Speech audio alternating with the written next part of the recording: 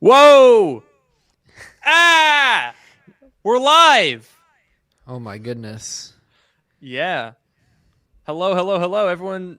Well, however many people are here, if we are in fact live. I think we are. Look at this. We got someone here. This guy knows what's up. Geronimo here. All right. He's got the scoop here. It's sunset. It's the pre-podcast time. Welcome, welcome, welcome, everyone. The podcast will be beginning shortly. How's everyone doing today? It's a Sunday, you know. Did everyone have a good weekend? I'm assuming it's a Sunday, unless I guess depending on your time zone, it could be a Monday right now. If anyone is joining us from the future from Monday, do let us know in the comments because that would be very cool. Who knows? I mean, so much could have happened between now Yeah. and Monday. Yeah, let us know. Let us know what's going on. Send us some stock prices, some lottery numbers. That'd all be Yeah, great.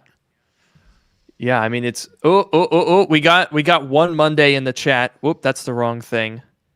We got one. Wait, actually, now that I'm reading this, I don't know if this person is just saying that it's Monday in Germany or if they're in Germany and it's Monday. But either way, if we have any Germans here, we got someone in the future here. Oh All man, right.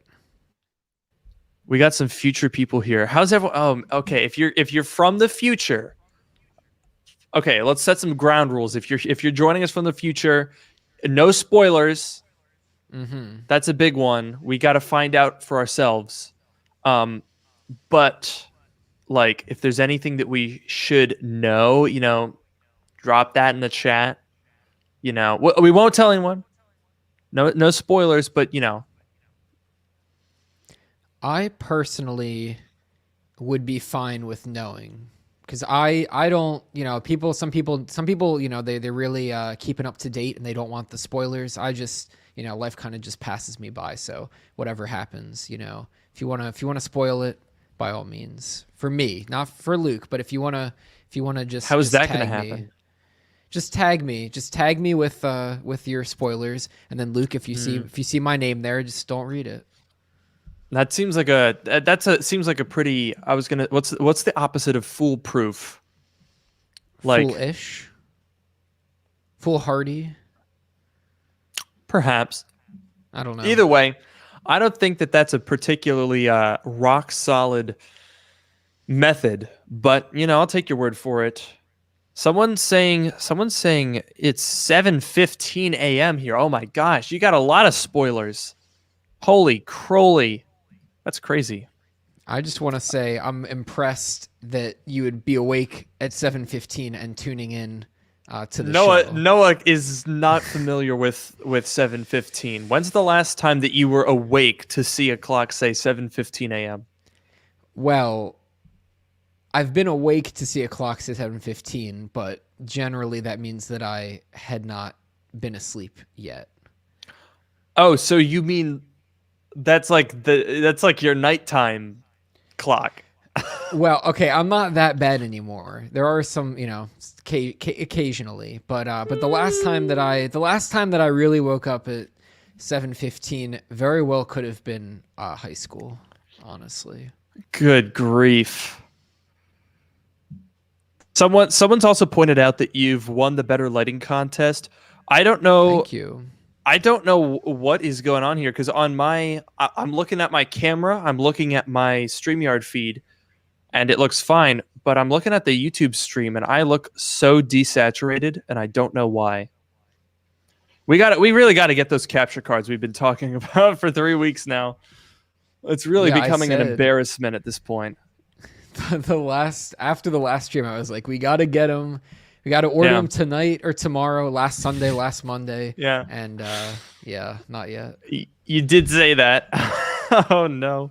Actually, yeah. We meant to say a little update today. So the past 3 episodes, I've been streaming from a 2019 15-inch MacBook Pro because I couldn't use the M1. It didn't have enough ports because the two Thunderbolt ports is not enough. I'm fine with Thunderbolt 3, 4, whatever, but you gotta have 4 of them. Gotta have them on each side. So I've been using the Intel MacBook Pro, and as a lot of people pointed out, something was not so good with that thing.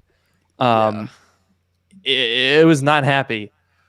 But for today, I'm happy to announce that dark mode, at least my half of dark mode, is on Apple Silicon, baby. Let's go. We got the Apple Silicon Mac Mini hooked up, and it's working great. Yeah, that was a quick last minute fix because apparently what happened? Your video is like 144p, and then your audio is like super delayed, right? Yeah, so when Noah was speaking, it was like 10 to 15 seconds before I heard anything. And keep in mind, we're about 20 feet away from each other, so I don't know how it took so long for it to get that distance, but it was not good. So the MacBook Pro, the Intel MacBook Pro has been fired. You'll be happy to know. And we are on Apple Silicon. See that? Apple Silicon, not only does it like work, but it's just better in every way. Yeah, well, I'm still on Intel over here with my 2018 MacBook Pro. Not for long. Not for long. As soon as that M1X 16-inch comes out, I will peer pressure you until you cave. You will buy that computer. Mark my words. Well, we'll see about that. Now, but before we continue with the banter, I've been seeing from some people that my video is delayed or something. Do you see that, Luke? I'm not seeing that on my end here. You guys got to understand, it's so hard for us to like figure stuff out. So I use StreamYard for this because it's really easy to use compared to like OBS or something, especially when you have, two of us on the same shot. But it seems like there's issues that it has that we're not having because like we're in the like, I don't even know what you would call this, but we're like looking at each other. That's how we're talking to each other. It's because I can see Noah and I can hear Noah, and like your quality is dipping a little bit, but it looks perfectly fine. I don't hear your audio being off, so I don't know. I'm trying to get this stream set up here. It's a bit hard, like, because I look, in my view on my computer, I look totally like sharp in my video. Maybe there's a little bit of a delay with, okay, there I see a little bit of a delay with the audio, I guess. With your audio? With my audio. Well, you're not going to... I'm still here. Uh-huh. I'm still here. I just want to try something for a moment, if you don't mind. Ooh, wait a minute. Someone's completely flamed us here in the chat. Maybe our moms know, because we're supposedly the technology experts, and here we are being flummoxed by a browser. Well, you know who that is, right? Completely flamed. Oh, that is your mom. Yes, indeed. I didn't read the name. Ladies and gentlemen, we just got flamed by Noah's mom. Yes. Oh, man. And a good roast at that. Yeah. So, okay. I don't know. I'm still seeing a bit of a delay. I am seeing a bit of a delay with my mouth is moving like a little bit after my voice. It's not a huge deal. Well, you're also listening. We're both using Bluetooth headphones, so it's going to be a little bit different. And also because you're watching your own feed, like that it wouldn't be the same. I don't think it's that bad. If there's any issues, then there's not really anything we can do about it yet. So, I mean, we'll try. We got to get better. Got to get some better gear. But keep in mind here, it's episode 4, folks. We're just getting started here. Actually, someone's asked me a question that I keep seeing: if I'm experiencing moisture in my AirPods Max. No. But to be fair, you don't use your AirPods Max like at all. What do you mean at all? I use them every day. When? I mean, not when I'm here at the office, but I use them all the time at home. Every single day. All right. Well, all I'm saying is I've never seen you use them. Well, I'm using them now, and you're seeing me now. So, get owned. Oh, have you moved over to USB audio? Can you? Oh, hang on one second. Okay, can you can hear me still, right? Yeah. Okay. I'm switching. I'm using the 3.5 millimeter cable for my Wait, I think it audio. might have switched your mic. Just make sure that your mic is still on the good one. It says it is. This Okay, is good. we're doing it live. We're doing it live here, folks. We're doing our best.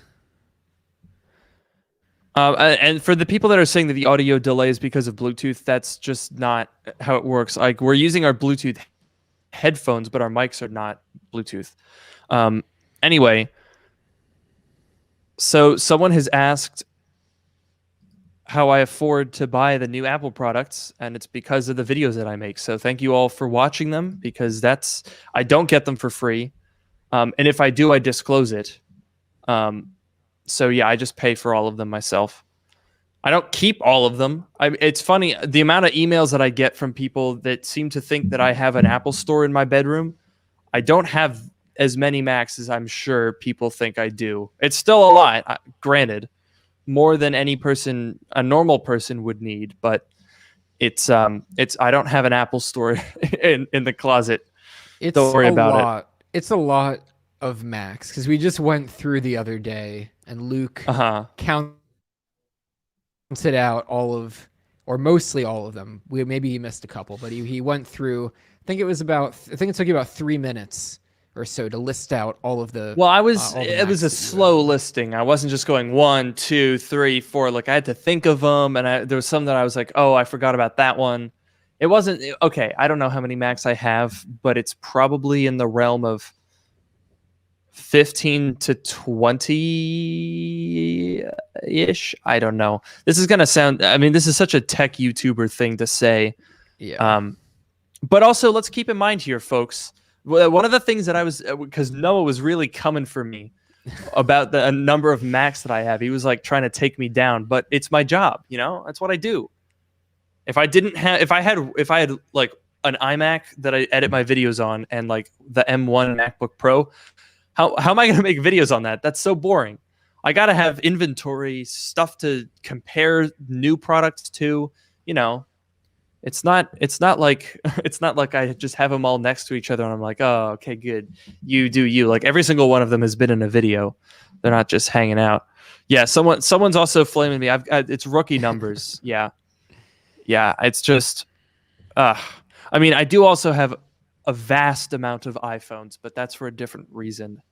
Yes, that's Which we'll get to unrelated. later. Yes. Related. But I will say for all the Macs that you do have, and I just think I'm not blaming you. I get it. Tech YouTuber got to have a lot of Macs. But I will say though, for all the Macs that you do have, there are quite a number that you had at one point and no longer have. All the iMacs that we did in that video. I know you had that 14 of pile them. that was Gave them 14 away. of them.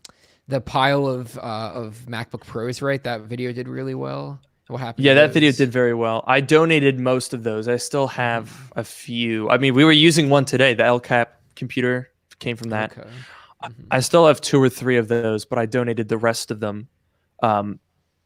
And sometimes I sell like recent Macs. I'll sell to my friends or something like that. But it also like here's a little trade secret. All of the Macs, like when I buy new Macs for a video, that's tax deductible if they're a business expense, something that I use for work especially. It's tax deductible, so sometimes I keep them. Also, I really quickly before we start, someone actually, you know what? I think we've only got a minute here. Someone's asking a really good question that I want to talk about, which is the iMac Pro being discontinued. I feel like we should just start the podcast off with that because that's a good question, and I feel like it's worth at least a cursory discussion. Sure. I'm sure you have something to say about that, given that you have one yourself. I do have an iMac, yeah, Pro specifically. Okay, Yes. well, the sun has set. Looks like we're at 9 o'clock here on the Eastern Seaboard. I've always wanted to say that. That was stupid. Okay, let's get started with the podcast. Yeah, I did. All right. Good.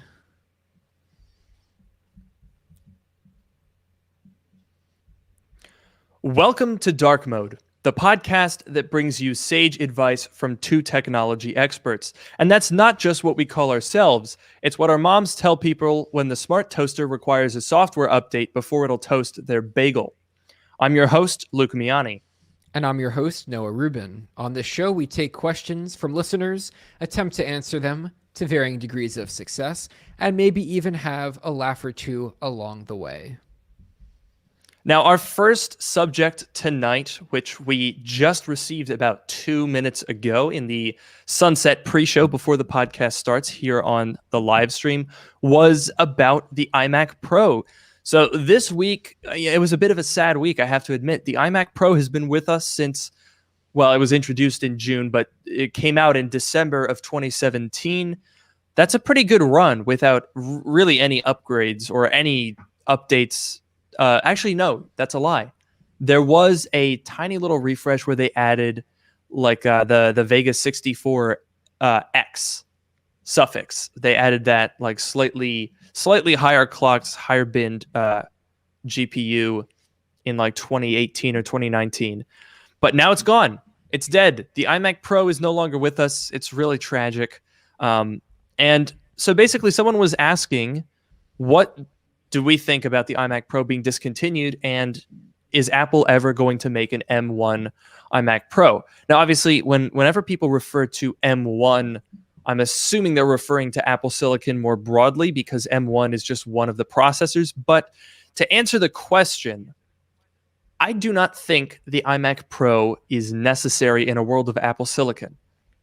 Just straight up. I mean, the whole reason for the iMac Pro was as a stopgap because in 2016, 2017, Apple was probably having a lot of internal meetings about the trash can Mac Pro, and they were like, oh no, we really screwed the pooch on this one, guys. We gotta come up with something really fast. And so I would guess that probably 2015 or 16 is when they started really working on the overhaul, the Mac Pro that we got in 2019. They were working on that for a while. So it seems like they just kind of let the trash can stew for like 6 years, but I would be willing to bet that almost immediately after the trash can came out, within 2 years, they were like, uh-oh, that ain't it, Chief. We got to go back to the drawing board here. And by back to the drawing board, I mean the old drawing board that they used in 2006 with the original Mac Pro. Mm-hmm. Because that was basically the foundation for it. But the iMac Pro was a stopgap. It was because the Mac Pro, by 2016 and 2017, the Mac Pro was getting old. You're talking Haswell, Broadwell chips. I don't remember what generation they were, the Xeon V2 generation that's in that computer. And so the iMac Pro was a really smart idea because it was basically like, okay, well, let's take some new Xeons, take a chassis that we already have, paint it a different color, put in some better internals, and that is going to tide people over for a couple of years. And honestly, it served that purpose really well. It was pretty decently priced. I was still recommending the iMac Pro when the 2019 Mac Pro came out because for that amount of money, that $5,000 starting price, you got a pretty decent computer with the display, with the mouse and keyboard, and that nice enclosure. Was like a really great package. So in that sense, I think it is kind of a bummer to see the iMac Pro leave us, but Apple Silicon doesn't need that intermediate product because I suspect, and this might come back to haunt me. So if anyone's sort of archiving this podcast, this might either be a really great clip that I want to have out there, or it might be deeply embarrassing. But I think the M1X is going to really get up there with the base iMac Pro, the 8 and the 10 core iMac Pro. I think the M1X is going to get up there. That's a tall order, but I think, and not just in terms of CPU, I mean in terms of graphics even. So I think the iMac Pro, well, it's sad to see it go. It's probably not necessary. What do you think, Noah? I have to say, first of all, you're saying about if someone was archiving the podcast. I think we are the ones that are doing that. Well, I just meant in terms of like if someone's saving specific clips for blackmail purposes, in case we I see. incriminate ourselves by making silly, erroneous predictions. Fair enough. But as far as the iMac Pro, I mean, I don't have much to say on the topic myself because I never I never had one. Obviously, Luke uses one for his his main editing computer. I will say though, I was kind of surprised. I was kind of expecting to see an Apple Silicon iMac Pro or something with that name on it. I guess the fact that they're discontinuing it now means that that's not going to happen. I almost wonder. So for the so the iMacs right now are what 21.5 and 27 inch, and I think the Yeah. rumor was it's going to be 24 inches and still 27 for the bigger one. Is that right? We're not so sure right now. There's sort of two ways it could go. You either get like the first option is basically you do what the iPad Pro did. So the smaller iMac retains its form factor but gets a larger screen, 24 inches. The larger iMac keeps its screen and shrinks the form factor. However, I don't know. It makes sense for sure, but I don't know that that's necessarily something that needs to happen because you're not moving it. I don't care what the form factor is. If it's a smaller enclosure, it doesn't make a huge difference. Personally, I'm a big fan of like the 30-inch iMac or 32-inch iMac. I think that would be preferable to just shrinking the bezels and keeping the screen the same. Right, because what I was gonna say is, so if we have, we have the two sizes. Let's say it's 24 and 27. I don't know. Let's just say Yeah. that those are what the sizes are. I could almost imagine like an iMac Pro with like a Pro Display XDR as the display and the M1X or whatever. If they're gonna have two, if they're gonna have the M1 and the M1X or whatever, the higher power one. Maybe they'll do like the M1X in the 27 inch and the M1 in the 24 inch or some sort of a split like that. But I was kind of expecting an iMac Pro with a powerful Apple Silicon and maybe a Pro Display XDR nice display. I don't know. I mean, that would be so. I think the other thing is we have to keep in mind that mini LED might make the XDR kind of unnecessary. Like I think we'll be able to get plenty of quality without the expense. I mean, just imagine the XDR display is so expensive. If you try to slap an iMac on that as well, it's going to be astronomical. And also, I think you've unintentionally set the bar a little bit too low for the performance of the new iMac. I think M1X is going to be in the base iMac. I think there's going to be another even higher tier for the 27 or the 30-inch iMac, and that's why the iMac Pro is not going to be necessary, because I think by the time we get a 27 or a 30-inch iMac, those chips are going to be so crazy, M1T or something. I don't know what the suffix is after X. I don't think they would do Z because that was already used. Who knows? This is pretty far in the future. Might not even be this year, but man, I really don't think, if all it is the name, I don't think there's much purpose for the iMac Pro. And speaking of iMacs, this actually leads into one of our pre-planned topics. And this was something that I was tweeting about the other day. It was just like a random shower thought that I had about a USB-C iMac. Now, I'll give you my initial thought just for the purposes of getting it out there for the discourse. But I should also note that I kind of thought this over. I read what people were responding and kind of workshopping on it. And I think I have improved upon that idea a little bit. But basically, here was sort of the nugget that started this whole USB-C iMac. Right now, iMacs use a ton of power. So in the 27-inch iMac, there's like a 400 watt, or actually it might be like a 305 watt power supply. The 21.5-inch iMac has a pretty big power supply.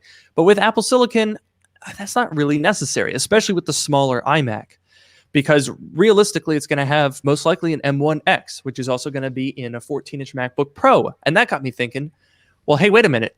If we're basically talking about an iMac that has the thermal consumption of a laptop,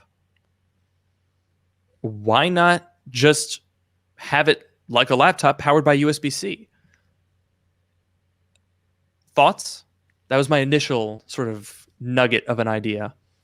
It's an interesting question. I'm not. I'm just trying to think of where the real use comes in. So I could see Apple. I guess if they switch to USB-C, they're already making plenty of USB-C cables and power adapters. The iMac power thing is, I guess, kind of its own. It's not shared with anything, right? What do you mean, the power supply or the power? Oh, the power adapter. Yeah, Like that it plugs in with. yeah. Yeah, that's just the standard power cord. I mean, everything uses that. My RAID hard drive setup uses that. It has the TVs, plastic piece. PlayStations. It Yeah, has it the has a little plastic thing piece that's on it. fitted to it, but it's a standard power cord. Yeah. Fair enough. Okay, I could see Apple, they produce a lot of USB-C stuff already, and they, if they streamline it a little bit like that. But I think kind of the nice thing theoretically about USB-C is if I have it plugged into my laptop and I unplug it, I can plug in my iPad. Or in, some ideal world, I could plug in my iPhone. Obviously, that's not this world, but it's some ideal world Rip. where I could do that. A But fantasy land. as far as like an iMac where you're just, you plug it in and you're kind of, you plug it in and you're not really, you kind of forget about it. You're not really moving it too much, whatever. I'm not sure how useful, like what do you have in mind for like the utility? Yeah. See, that was a very good point. My initial idea was basically just like, okay, well, if the power consumption is low, like realistically, if you can deliver 96 watts over USB-C and that's running a 16-inch MacBook Pro and peripherals and all sorts of stuff, Apple Silicon, the M1X is going to be like 35, 45 watts. You could definitely fit that in the power limit of USB-C. But I will admit, you're definitely right about the impracticality, or really the unnecessarity. The unnecessariness, unnecessity. Yeah, we'll go with that, of USB-C on an iMac because you don't need to unplug it. Right. So then I sort of pivoted, because the whole reason I thought of that was like, we're hearing that Apple's going to be making a lower priced monitor for like normies, people that don't want to spend $5,000 on a monitor. I don't have a Pro Display XDR. Everyone's coming at me for having all sorts of Macs. I don't have a Mac Pro. I don't have a Pro Display XDR. That's a waste of money. I'm not going to spend that much. Well, maybe not a waste, but it's a lot of money. Yeah. And basically my thought was the reason that I got to USB-C iMac was like, oh, if you had a standalone monitor, maybe you could power the iMac from the monitor. But then I thought, wait, why would you do that? Just do it the other way around. Like, just have the iMac power the monitor. So my revised idea is your iMac plugs in like it normally would with a normal power cable or what have you. But the Thunderbolt ports that it has can supply enough power, similar to the way an XDR or an ultrafine display does, where you can plug in your MacBook and it'll do display and charge the MacBook, so it has power delivery over those Thunderbolt ports. Why not have that? Because then you could, I guess you could charge your laptop if you wanted to, which would be a nice perk. But then more interestingly, you could plug in this Apple monitor and you wouldn't need to have another power cord for that. So you could basically have a one cord monitor. And then I was like, oh, now that's it. I've struck gold with that one. Tell me that doesn't sound like a really good idea. Wouldn't apply to everyone, but tell me that doesn't sound like a good idea. Am I understanding that you would have your iMac and you want to plug a second display into your iMac? Yes. An Apple external monitor, but you could power it through the Thunderbolt port, so you wouldn't have to have a separate power cord for the monitor.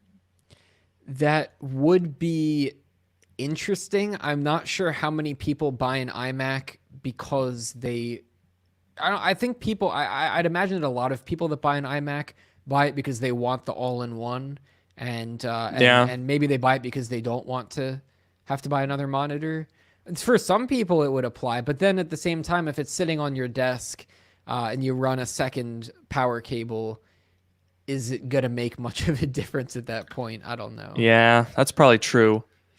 I was thinking of this more like it would make sense more for the monitor, but like maybe this would also be something that, the Mac Mini Pro that we've been hearing about. That would be a really good application for that. Right. If you could have a monitor that just plugs in via Thunderbolt and the Mac Mini supplies the power, and then you plug in the Mac Mini, you plug the Mac Mini into the monitor, and that's it. That would be pretty awesome. And I think it would make sense in an iMac, just because I know that there are definitely people who do dual monitor setups, especially if you can get, if you're thinking about like an Apple Cinema display where the aesthetic is super matchy, which we all know is Apple's MO. Now, I hate to interrupt this topic, but I have to ask you, Noah, do you have transition lenses by any chance? Yes, I do. See, someone said asked if you do have transition lenses, and they've said every guy they know with transition lenses is a psychopath. So is that true, Noah? Are you a psychopath? I have not been diagnosed. I will say that, but very diplomatic. I just transition lenses are very nice. And if you don't know what they are, basically, when I go out in the sun, my glasses turn into sunglasses. It's kind of like magic, right?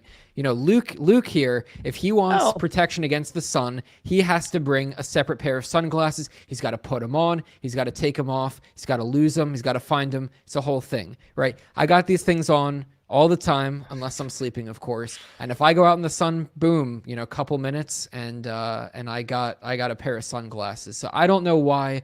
I don't know if there's a correlation between transition lenses and being a psychopath, but I just think they're useful.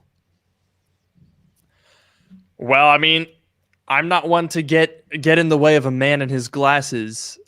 They've me over here with my perfectly shaped corneas, no need for glasses of any sort. I don't mean to judge, but I psychopathy aside, there you go. Noah has now defended his use of transition lenses, and I would also very insistent terms, uncharacteristically insistent. Yeah. It's a serious accusation or a serious statement, I suppose. And I have to. These glasses do also have a blue light filter in them, which is very important for me because I spend a lot of time looking at a computer. So, and they also make me look smart, which I'm in desperate need of. So, I have many reasons for wearing my glasses aside from being able to see and all. So there's sort of, if I may, there's sort of the USB-C of glasses insofar as they provide many different functionalities through a single standard interface. You certainly could. I've never heard that one before, but I would be inclined to agree with you. That's pretty good, huh? And you brought it back to the iMac. So I did. I brought it back. That's some technology advice for you there. Now our next topic is one that is a little bit different. So we were sad. I'm not sure. I don't have the email pulled up that sort of introduced this topic, but it's an interesting upstart laptop called Framework. I don't know how new this is, but it's not actually out yet. It says shipping summer 2021 on their website. If you're listening along and you're not driving, I would encourage you to go check out that website so you can see what we're referring to. But basically, it's a modular expandable laptop, or at least partially expandable, as expandable as a laptop could probably be. I want to point out really quick, it's called the Framework, and the website is frame.work. So if you're interested in checking it out, I like that name. That's actually pretty sick. Not gonna lie. And I'm wondering do we want to pull it up for the people that are watching live? I don't have it up on the computer here. I don't want to take too much time away. But basically, I mean, it's a simple concept, right? It's a laptop that is easy to disassemble. It has upgradable components like battery, RAM, and storage with NVMe and SODIMM slots. That on its own is not super duper like groundbreaking, but it does go a little bit further than that. Insofar as it has, you can replace the keyboard. You can very easily replace a cracked screen. You can take, like, almost every single component is able to be replaced. And that's good because, it's not just a focus on upgradability. It's also about repair. That's another big thing. I know there's a lot of Windows laptops that I've used that, while they are upgradable insofar as you can add storage, you can add RAM, they're not that easy to repair, to be honest.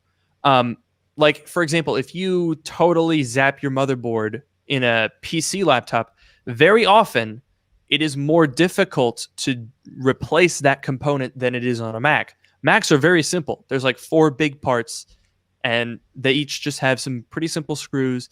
It's not a very complex job to take apart a MacBook.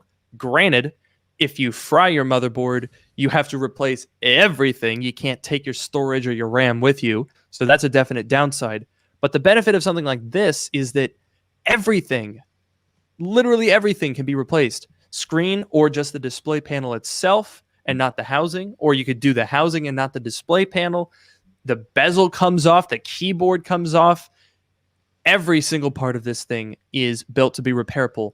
And quite curiously, it even has, are you ready for this, folks? The chat's going to go crazy. Modular ports.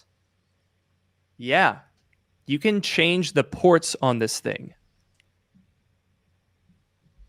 It's pretty crazy. And, it sounds kind of crazy, but it's actually pretty simple, because basically they're just like these little modules that plug in via USB-C, and they're like flush with the laptop, but essentially they're USB-C adapters that are designed to look like the body, the enclosure of the laptop. So they're proprietary connectors, and you can swap it out. You could say, I want an SD card here. Boom. You could say, oh, I want DisplayPort, or no, I don't need DisplayPort. I'll do HDMI. And you can configure that. That is actually a really, really good idea. Regardless of the rest of the laptop, that on its own is sick. What do you think, Noah?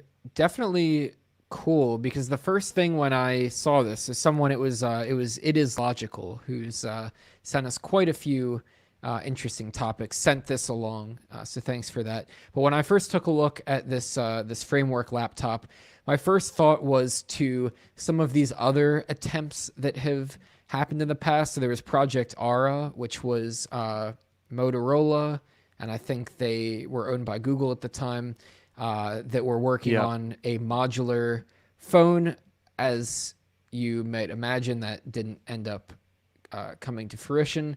There's I know, like, the Motorola, the like Moto mods, right? Wasn't that, or whatever they called them? They had like the second screen and the battery and that kind of stuff. Remember that? Was that the one that was like the Lego brick thing, and it had like all sorts of little things that you could slap on the back of it? Yeah, that was the Project Ara, which was that was like the fully modular smartphone idea. And then I know Motorola had some smaller. They had like it was like a Moto Z, or it was like some Motorola phone that I don't even know if it got made. It was a concept at the very least. But yeah, there were a whole bunch of those a couple of years ago. Right. So I'm thinking about those. I think what I like about this one is that the expandable ports, at least, are, if they're USB-C, it's not something that's proprietary. So someone else could make, they could just find the dimensions of the little blocks. So they have. That is true. If you, I am actually sharing my screen if you want to show, and for the people that are listening along, there are these little blocks, very small.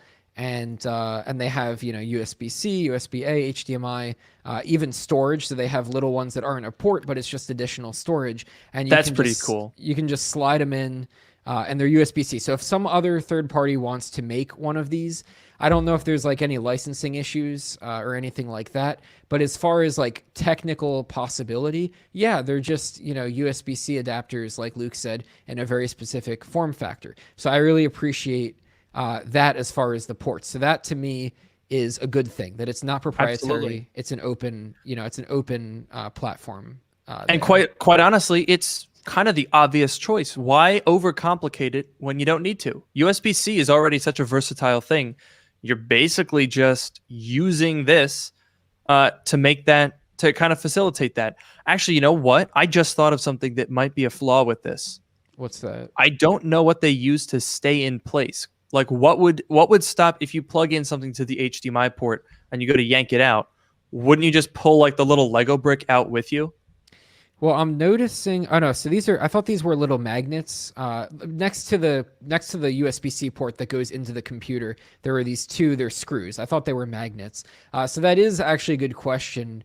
I guess it's the connection. It's maybe if it's you know, some of my USB-C stuff is a little bit tough to yank it out. So maybe I could see some sort of a magnet solution, or maybe they sort of slide in and maybe they lock into place and you like push them in, like, like an SD card, you push them in a little bit to pop them out. I don't know how it works. If you look at the animation at the beginning of the web page, it looks like they just kind of slide in and out. So that could be potentially a little bit of a wrinkle, but not really that big a deal.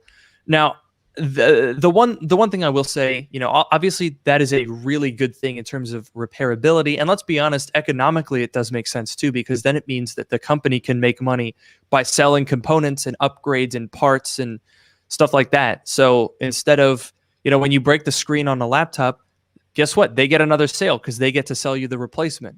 So it's a win-win. You get to fix your thing without buying a whole new computer, and they still make money on those parts. I think it's a very good idea. Now, the only problem that I have with upgradable laptops, quote unquote, is that there's only so much you can upgrade. At the top of this webpage, it talks about, oh, no, not that far up the webpage. I don't know. Somewhere on the homepage, it mentioned that it has 11th gen Intel Core processors.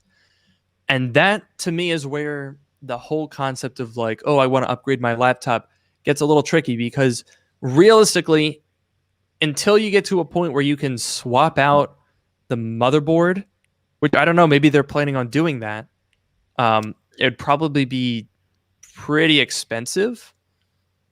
There's only so far that you can upgrade a motherboard, but if they make the motherboard easily upgradable, then the only problem with that is you have to worry about, like, basically the form factor has to not change. And 5 years from now, they have to still be making, like, you have to have a very long-term commitment to this exact design of laptop. So it might work. It might be very cool. I don't know that it's for everyone, but I wish them the best of luck. I think it's a great idea. Yeah, I definitely think maybe in the earlier stage, it's a little bit more of maybe more of an experiment. Obviously, they want people to use them as their main computers. I'd view it as more of an experiment, because the point that you made is actually really important. That when you have this computer, and if you're going to be using this computer, like if you buy a Mac, let's say you buy a Mac, and those Macs are going to last. You keep a Mac 3, 4, 5, 6 years, however long you're going to keep the Mac for. If this framework computer is going to fulfill its goal of being user upgradable, then you're going to want it to last at least that long, at least 4, 5, 6 years, and you're probably going to want it to be get better over time. So whereas at the end of your Mac's lifespan, it's really, on its last legs and you need to upgrade. With this computer, it may be more like, oh, I've been upgrading the computer along the way. It's, in great shape, but maybe I want to move on. And I guess it's a good point that, in 5 years from now, how much can you really, maybe they'll release a new, they release a 15-inch display instead of a 13-inch, and you can take all of your components from this framework computer and stick them inside the new display, and maybe the price ends up working out, or it's worth it to do that instead of buying a new computer. I think it's a really interesting experiment. I hope this thing actually comes out, and I am very interested to see where it goes. But there are definitely some questions as far as if this is sustainable and if it will accomplish the goal that they want to accomplish. And in fact, someone just pointed out a very strong statement: paper-thin laptops that can't be upgraded or repaired are useless. I would actually push back on that a little bit. I think obviously repairability is really important, and I think that a lot of what Apple has been doing the past couple of years is, it's kind of ironic that they profess how much they love the environment, and yet they won't let us fix this stuff when it breaks. That's completely nonsensical, and frankly, almost cartoonishly villainous, the way that they handle their repairs. However, I don't think that laptops that can't be upgraded are useless, because it depends on how long the laptop is used for. Let's be honest, folks. Electronic devices are not appliances. It's not going to last you. My mom drove the same car for 11 years. The lifespan for a car is very rarely longer than for a laptop, for like a specific person to own it. Laptops don't just keep working. They don't necessarily keep doing the exact same thing 10 years later. A car that drove you 10 years ago might still drive you now, but a laptop might not. It's not as permanent of a thing, really. However, I think it's also interesting to talk about that. A lot of people say, oh, well, 15 years ago, laptops were really upgradable. It's like, yeah, that might have been true, but they also got obsolete a lot faster. Like right now, you could very easily be using a 5-year-old laptop. In 2003, using a 5-year-old laptop was a lot more of a stretch than it is now, because, Moore's law, the whole exponential growth thing, which we don't need to get into in detail. But I think basically if your laptop lasts you 10 years without you having to upgrade it, to me, that's not the worst thing in the world. Yeah, we're definitely in a point now where people need to upgrade their computers less often. With Macs, definitely. In general, too. I mean, computers these days are generally pretty good. Like if you buy a cheap computer, it's going to have an SSD in it. It's good. You can put an SSD in. I put an SSD in my 2011 MacBook Pro. In 2016, and it was very quick. So you get a lower end computer today. It has an SSD in it, and you're fine. It just depends on what you're doing with it. I think this framework laptop, at least initially, is going to be for the right to repair people and the people that like to play with their electronics and do these upgrades. And maybe we could consider checking it out, Luke. I guess it comes out in the summer. I would definitely buy one. I'll reach out to them. Yeah, see if I can get a response. See what's going on with them. But yeah, definitely. I don't know. I'd be curious to see if this is really something that's like the future mainstream. I think it's really more of a niche kind of. Not that it shouldn't be mainstream, but yeah. I don't know. I think most people probably aren't really that bothered. Most people that I know have like a 2015 MacBook Pro with a 128 gigabyte SSD, and they'll say, "Man, I wish I had more storage. I'm going to get a new laptop." Yeah. People don't know and don't frankly care about upgradability in a lot of cases. It's sad, and I wish that there were still better options for us folks that do. But say what you will. The things are the way that they are. Now, before we move on to the next topic, someone's posted an interesting comment here. I have a 12-year-old computer, has 12 cores, and is still pretty powerful. Sure, my M1 Mac Mini is a bit more powerful, and the old computer used 500 watts, but it still works and is still useful today. And that's a great point, because the fact that you can use a 12-year-old laptop in 2021 speaks to how technology has become less rapidly obsolete over the past couple of years. I mean, think 20 years ago, right? In 2001, I wasn't old enough to be using a computer, but from what I know about computers, it would have been a bit of a stretch to be, a working professional in 2001 using a computer from 1989. Those are very, very different computing worlds in that amount of time. That's pre-internet, 1989. So, things may have slowed down in terms of advancements in technology, but in terms of the amount that you can get use of your technology and also the price of it, because Apple laptops in the 90s used to be like $5-6 grand for just like a normal one. Definitely pros and cons to each, but I think that despite a lack of upgradability, the fact that you can keep using computer stuff for so long is a good thing. Now, our next question is about the Apple Watch. Noah, would you like to explain this question? Because I think you added it to our topic list. Yeah, sure. So this was my sort of topic. So basically, this was back in, what was this, the fall of 2019, right? Fall of 2019? Yeah. Yeah, I think so. Yeah. So fall of 2019, I remember Luke got an Apple Watch. He was planning to get an Apple Watch for his birthday, which he did end up getting for his birthday, the Apple Watch Series 5. And he was able to convince me to get an Apple Watch as well. I had the Series 0 back when it came out, so it wasn't even called the Series 0. So I got the original Apple Watch when it came out, and I returned it. I returned it after a little over a week because it just wasn't there at that point. It was very slow. It was completely dependent on the phone. Well, I was in high school, to be fair, so whatever. I just thought it was cool, but I ended up returning it. Anyways, Luke got the Series 5, and he convinced me as well. I got the Series 5.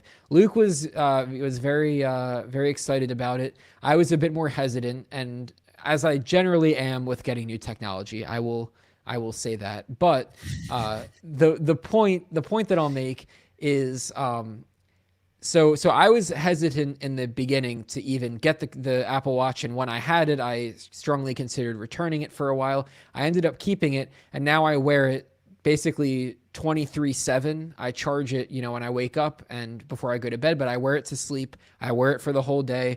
I'm a fanatic about my rings. I close my rings every day. I'm really into my Apple Watch. And then Luke, meanwhile, who was a little bit more, excited about it in the beginning, he doesn't even wear. Do you have it here, or is it back at your parents' house even? Oh no, I have it. It's on my bedside table. Oh, you do have it here. But so you don't wear okay, it. if I may defend myself for a moment here, I'm a big watch person. So before I even had an Apple Watch, I've been wearing watches, like analog watches. Noah, you never did, if I recall correctly. No, I was never really. I occasionally wore, if I needed like a stopwatch, I wore one of those like Casio, one of those classic ones. But no, I was not having one of those. I was not a watch guy, to put it that way. Yeah, so for me, the reason why I haven't worn my Apple Watch in a while is not because of a lack of usefulness, but because I wanted to go back to a traditional watch aesthetic. And I'll probably go back to my Series 5 eventually. Once it gets warm and I go for hikes and runs and stuff, then I'll definitely be wearing it for that purpose because, closing my rings. But especially during the pandemic when I wasn't, I was kind of lazy over the summer and I wasn't going out all the time. So I wasn't using the rings very much. And then it just became like a little notification device for a little bit. And I just wanted to freshen it up a little bit with, a little bit of a more personal style. Because, say what you will about the Apple Watch, they're very useful, but they're not exactly unique. They're a little bit ubiquitous. Even the Series 5 and the 4 with the the new design that came out, which does look better, but nothing's as personal as picking out an analog watch that really suits your style. So that's what I'm on right now. But I did want to push back because it seemed like you were accusing me. Very brazenly, I might add, of thinking that my Apple Watch is useless and not deserving of my time, which is not the case. I'm not sure if that's exactly where I was going. I just thought it was kind of interesting that I haven't seen you wear it in quite a while. Your answer definitely makes sense, but I hadn't seen you wear it in quite a while. So just curious about that. I will also say it's kind of interesting though because for me personally, so you're a watch guy and you like analog watches and you like to pick out a cool watch, and I know you have a nice collection and I know you like to mix it up. I don't have a very nice collection. You have a collection. I have one watch that I'm wearing. I have one other nice watch and the battery's dead and I haven't gotten it replaced. That's literally my collection. Oh, I thought you had more watches at some point, but I had a few like like really cheap $20 watches that I got on Amazon just because I was like, oh man, they're so cheap. I'm gonna buy a couple of them. Those all have dead batteries too. That was like 4 years ago, 5 years ago. Fair enough. So I just think I have one watch. Yes. fair enough. I think it's just interesting though because I like on my Apple Watch, I have like 3 watch faces set up. I have one set up for when I'm exercising. It has the big exercise rings. I have one set up for when I'm sleeping, and I have one set up for my, everything else, normal day-to-day kind of stuff. But I don't use any analog. And I don't use any analog watch faces. I don't know. I like it because it gives me all this information and it gives me all this data. The looks for me aren't as important. So it seems like we're kind of on different ends of the spectrum there.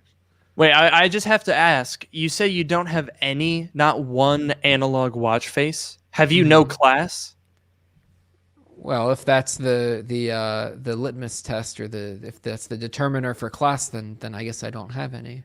Are you one of those Gen Z people who's always like you see an analog watch and you're like, I don't know, what are those little fingers pointing at? I can't read that. That was my impression of Gen Z, which I am. I know how to tell time from an analog watch, but I like when you just put the little numbers in the corner, then you have more room for all of your other complications. Yeah, I suppose. I mean, my watch face, I do like the Apple Watch because I think the watch faces. I'm an analog watch face kind of guy, and the complications were actually very useful. I thought, like the one that I had, I think it was a California watch face that was modified, and it had. Well, there were like 3 subdials in the middle. So I had my rings, I had like the workout shortcut, and I had something else. I think it was like the moon phases or something because I didn't know what else to put in there. And then there's like 4 different corners that you can have. And I had chance of rain in one corner. I had battery life in another corner. I had the temperature in another corner. And I had the song that was currently playing in the last corner. I thought that was a lot of functionality.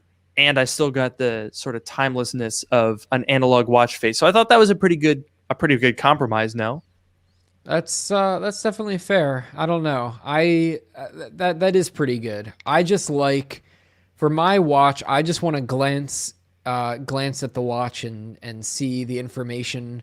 And you can call me Gen Z, whatever you want to call me. But if it's written out in digits, it's just that much quicker for me to look at it. So I don't know. Someone just absolutely nailed your personality there. Noah's more of a data person, it sounds like. Style be damned. That absolutely checks out. Yeah, if you ever seen the clothing that I wear, then style be damned. Style be damned. And you're definitely a data person, Mr. Programmer here, huh? Yes, I would say so. At the very least, if there's one thing that you could say definitively about Noah, it's that he's a consistent guy. Very consistent. I'll take that. So we had another question. Who was this from? I don't remember who this was from. But basically, the question is, and this is a question that I'm going to pose to our live chat as well, because I'd be curious to see what your guys' thoughts are. If you could only use one Apple device for the rest of your life, which would it be? And that's an interesting one because I think we should probably qualify that. That's all the sort of guidance that we've received from the question asker. But for those of us following along at home, how are we defining that? Are we saying one like category, like I'm going to use a 13-inch MacBook Pro, and then you can upgrade, but it still has to be that? Or is it like this exact specific device that's it for the rest of my life? That's what I got to use.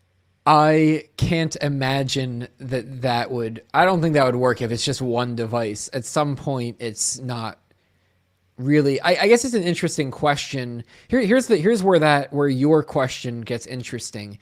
Is if you can't upgrade it, or I should say if you can upgrade it, if you can have, if you pick the iPhone as your one device, it is different if you can get the next iPhone every single year. and you always have, the most powerful iPhone, versus if you have one and you have to stick with it for a long period of time, because an iPhone is going to, it's going to get older and it's going to be less usable quicker than a Mac would. So I think in that Yeah. way it's kind of interesting. I think so. Since we're talking about the rest of our lives here, and there's not. I don't know how many octogenarians are watching, but I'm gonna assume that for most of the people watching, it's more than like a decade for the rest of your life. I think that's a fair assumption, and I think we gotta broaden it to like an Apple device, like type of device. I agree. Just because I feel like regardless, even if you're like, okay, well, I'm gonna, it's the last Apple product I'm allowed to buy. I'm gonna spend 50 grand on a Mac Pro because if I can't buy another one, then I don't care how much it costs. This is like, that's it for life. I'm gonna buy the best one ever, and I'm just gonna hold it forever. Even then, Noah and I, in 60 years, it's still going to be not exactly a very useful device. I think that's fair to say. So if we go for type of device like iPhone or iPad, and I guess this is not really advice that's easy to give because if we're talking about, well, 30 years from now, you better come back to this video and you better still be using an iPhone. And of course, you'll be like, oh, come on, how naive were these guys? We're on Zeepzorps now. Yeah. Everyone's using the new Zeepzorp 5. No one has time for iPhones anymore. Yeah. It's it's funny. So first of all, this question came from Noah Bachman. So that's so thank you for sending the question, and A fellow Noah. very nice first name there as well. Definitely appreciate that. So the funny thing though is when I first saw this question, I was like, oh, well, I guess it's got to be my Mac, but then like, can I not have a phone anymore? And then I realized, okay, there's other phones other than iPhones. That was my initial That was my initial reaction to that. Oh, to that no. question. You just got completely outed as just a down and dirty fanboy right there. Absolutely.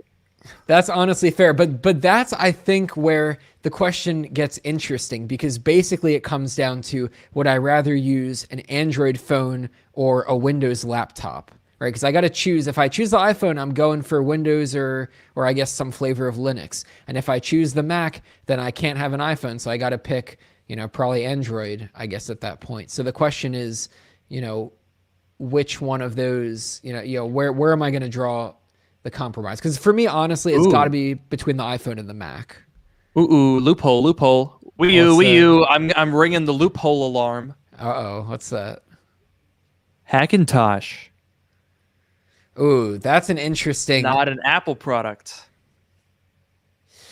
It's that's interesting though. It's an Apple operating system. It's not an Apple product, but I wonder, could that be? I guess that's a loophole, right? That's a loophole right there. It's not an Apple product. You do not give any money to Apple when you build a Hackintosh.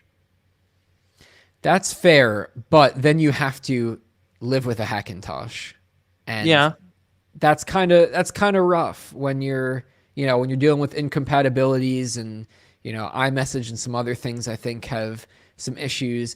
If that's your compromise as a Hackintosh, I don't know. I don't know what the scene looks like. Maybe Hackintoshes are totally fine these days, but I don't know. It might be a bit rough going there. Yeah, I feel like that would be preferable though to being completely locked in. Keep in mind, you'd have to get rid of your iPhone if you go for a Mac. You'd have to get rid of your iPad. No Apple TV, no AirPods Max. Well, you don't have those, so that doesn't apply. But AirPods Pro. AirPods Pro. All your Apple Watch, see ya. Goodbye. Not anymore. It's going in the trash can in this weird sort of fascist government that is imposing strict limits on quantities of Apple products that someone can own. It seems weird that this fascist government is so specifically targeting that.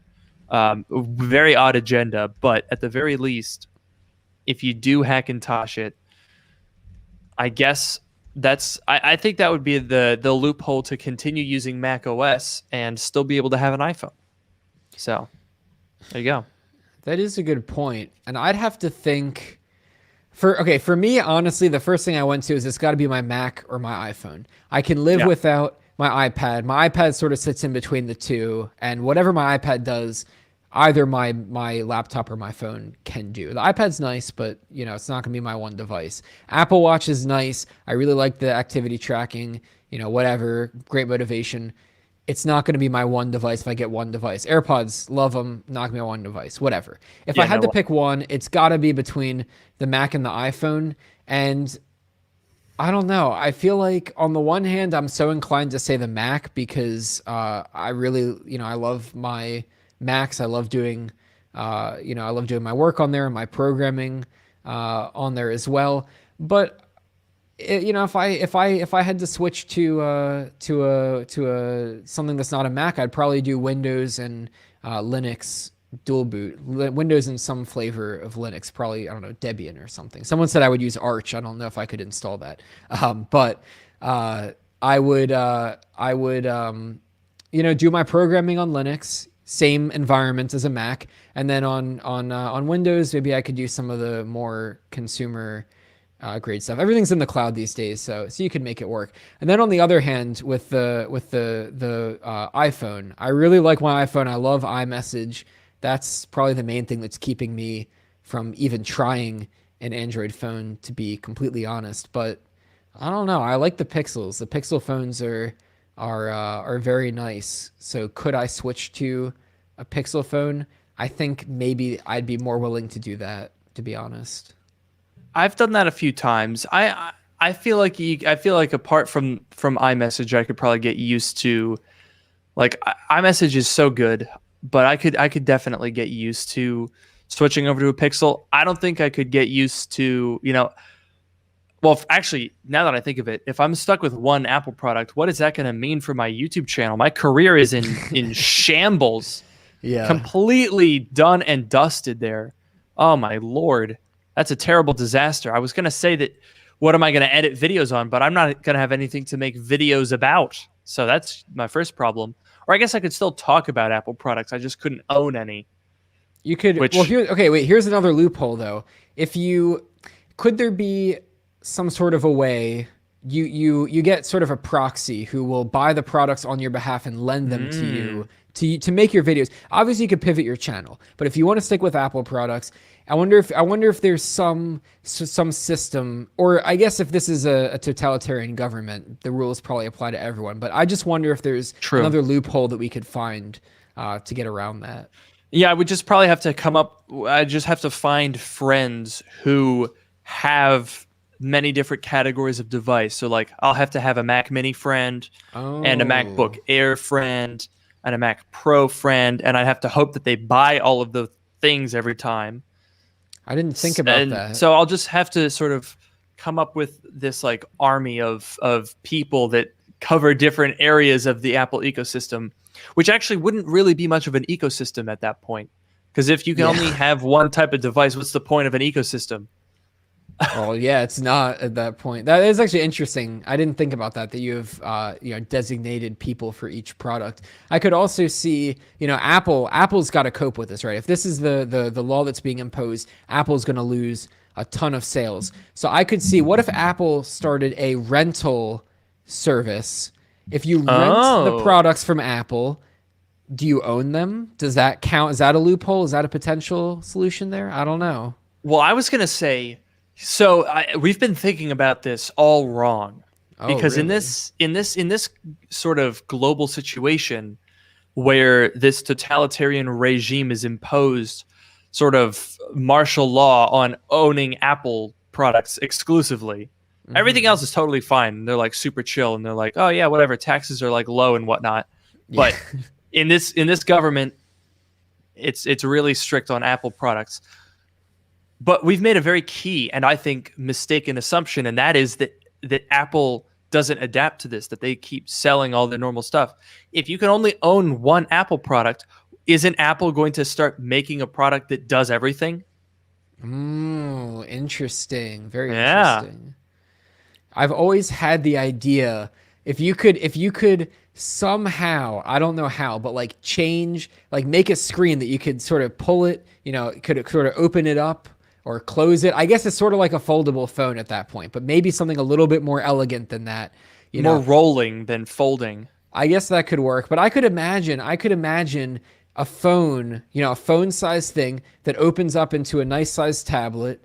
Maybe attach a keyboard to it. If the keyboard's part of it, it's a separate piece, but it comes with it. Bundled, yeah. It's a two-in-one type of thing. I know Apple doesn't like to do that, but they're gonna adapt. They're gonna put the keyboard. They're gonna put the keyboard in. But if you could have that, you could have a phone that folds out into a tablet, plug your keyboard in, it works like a desktop. I think Apple. See, here's the thing: if Apple's gonna lose all these sales from this, they're going to focus 100% on making this all in one device, right?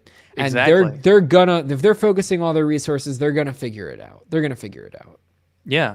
I'm sort of picturing this rollable display. Oh, could it be OLED? Because then it could be called a ROLED display.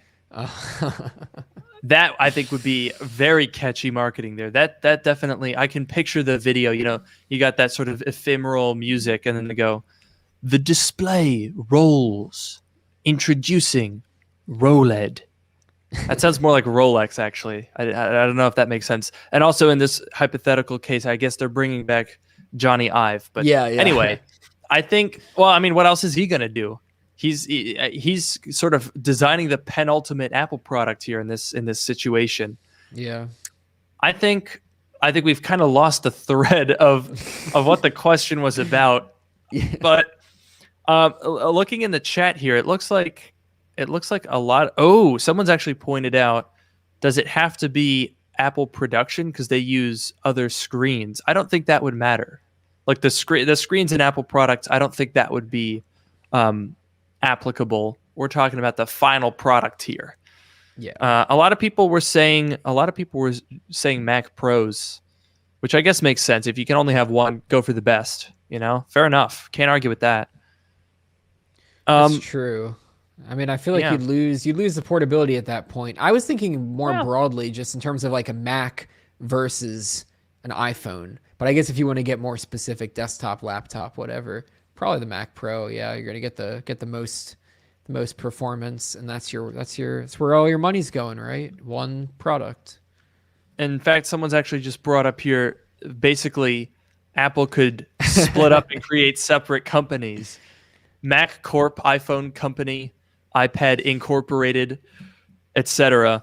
So I guess really what we've done here is just figured out if there's a totalitarian government that gets installed, like a global government that somehow limits Apple to one product, that's how they'll finally break up big tech. Yeah. So that could be our future. Right. Well, folks, looks like we are getting up to the hour threshold here. A lot of good conversations today. We figured out a lot of stuff. We got the ROLED display. We figured out the perfect way to handle upgradability in laptops. The framework laptop, which I'm definitely looking forward to hearing more about. We learned why Noah wears transition lenses. And also why I don't wear them. Not a psychopath. Oh, yes. Yeah, of course. We know that you're not a psychopath, definitely. And we're definitely not just saying that so that you won't like go crazy or anything. It's a genuine sentiment, which is in no way based on self-preservation. It's very important to keep that in mind. Yes. But thank you so much for joining us on this episode of Dark Mode, the podcast where two technology experts, that is us, give advice, I guess. You could call it advice, I suppose, unto you, the audience. Yeah, well, it's fine. It's whatever. If you have a situation that is in need of quote-unquote advice, head over to darkmodepodcast.com and email us at submissions@darkmodepodcast.com. And we'll take a look at your submissions. We've had a lot of fun reading the emails that you guys have sent in, and there's a lot of stuff we got to get to. So we talked about a whole bunch of topics today, and we're gonna try to keep up that pace. So send in those things, send in those queries in need of advice.